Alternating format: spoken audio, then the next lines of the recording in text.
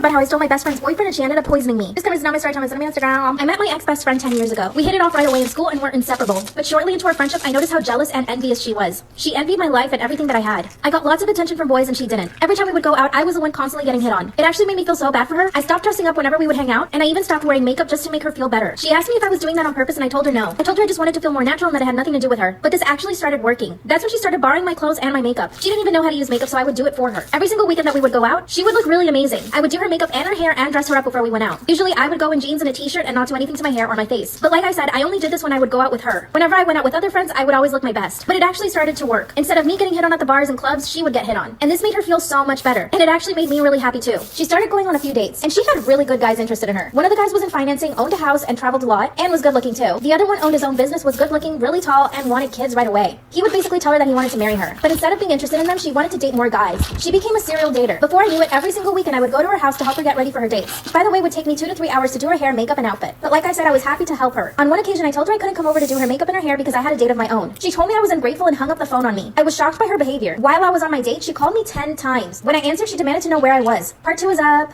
Part 2 of how I stole my best friend's boyfriend and she ended up poisoning me. Disclaimer, it's not my story time. I sent me on Instagram. After I see her 10 missed calls while I was on my date, I finally call her back. And when I answered, all she asked me was where I was. I told her I was on my date and that I couldn't talk. That's when she told me that she would just bring the makeup to where I was so that I could help her do her makeup for her date. I was so angry that I decided to defend myself. I told her she was being a brat and super ungrateful. Then I told her I was gonna hang up on her and not talk to her for the next few days. I decided to turn off my phone for the rest of the night. Finally, a few days later, I decided to call her. That's when she gives me a telling me she shouldn't have done that and that she was acting like a brat. That's when I told her I didn't want to do her makeup and hair every single weekend. She said she would learn how to do her own makeup if I could just teach her. So of course I agreed. After that, things got way better between us. She actually ended up becoming girlfriend with one of the guys, the one that was the business owner. She insisted that we do a double date. So I ended up having a date come with me to dinner with them. We were having fun up until my best friend started getting really drunk. This is when she just started acting out. She started telling the guys about how much I would get hit on and about all the dates I've been on, about how many sexy time partners I had. I mean, this is girl code. You do not talk about exes or guys that your girlfriend is dating to her boyfriend or date. I was so angry with her. Her boyfriend looked at me, apologized, and said that he would take her home. So my date and I decided to stay at the restaurant and finish our dinner. Then I get a message from my best friend's boyfriend apologizing on her behalf. He asked me if he could call me on the phone and we talked for an hour. Part 2 is up.